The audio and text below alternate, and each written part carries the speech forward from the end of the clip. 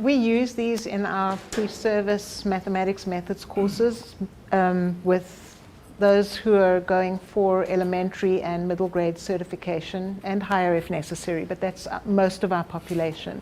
So many of our students come in with, you know, a class like this may have anything from almost no geometry to quite sophisticated geometry knowledge. Anything.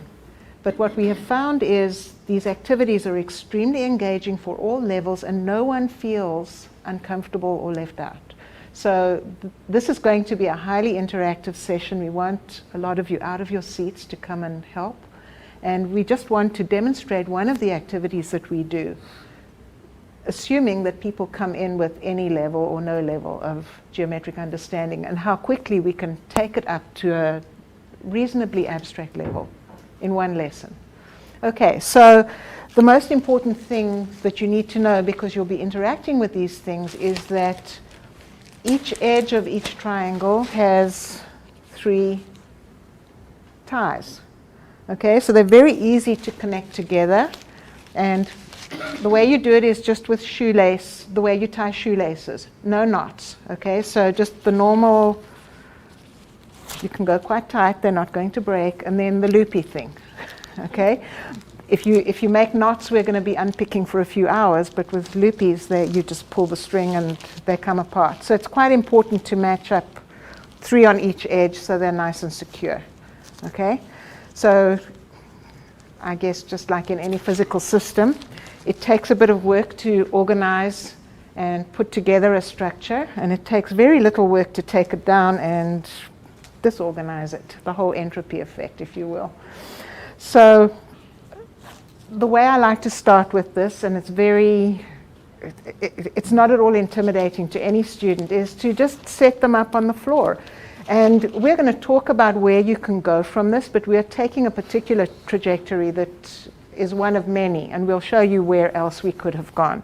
So my first question would be, if we put 2 of them together here, and I'm looking specifically at that point over there, if I keep adding triangles to the edges, how many will I need to completely fill the space around that point?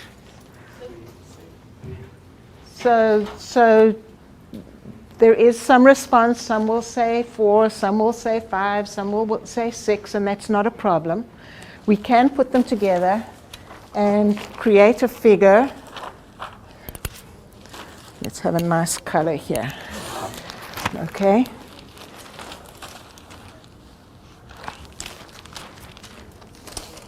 So I think we're all quite comfortable with forming a nice regular hexagon.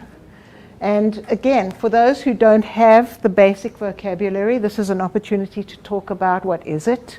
It's a hexagon. What kind of hexagon is it? It's a regular hexagon. Well, what makes it regular? Making sure that that basic vocabulary that we haven't talked about yet is in place for all.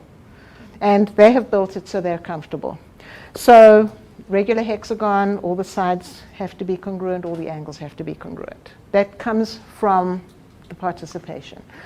Okay, so for this trajectory, what I'd like to do is remove one of the triangles. And of course, we can talk about what kind of polygon we have now, but we're not going to go there right now. But what would happen if I now if I connected all of these and I now connect that, what happens? So we engage the mental imaging, which is a really important component of learning mathematics and doing mathematics. So what happens? If these are all connected and then we close the gap, what's going to happen? It's going to rise in the 3rd dimension. It's going to rise into the 3rd dimension. What will it look like? A pyramid. And what will its base look like? So it will have a pentagon for a base? Okay, so here's your charge. Someone can come and complete this one, but then I also want one where we take out a second triangle and we connect it. And what will happen if I take out 3 triangles and connect it? What will happen if I take out 4? So I need some help from my audience, if you will. A bunch of people. I need one group to come out and complete this one, another group to do the 4, another group to do the 3, and then we will look at those. Yeah, just get down on your hands and knees and start tying. Yep. Yeah. Okay, so it's not that hard. You just have to get down here and find the matching loops. This is going to be the 5. So let's first get these connected and then we'll... For this one we started with 6 and removed 1, right? This one we started with 6 and removed 2. This one started with 6 and removed 3, so leaving 3. And I've just asked them to connect 2. So removing 4 of them and leaving 2, we can't form a, if we connect them, that's all it is, right? Yes.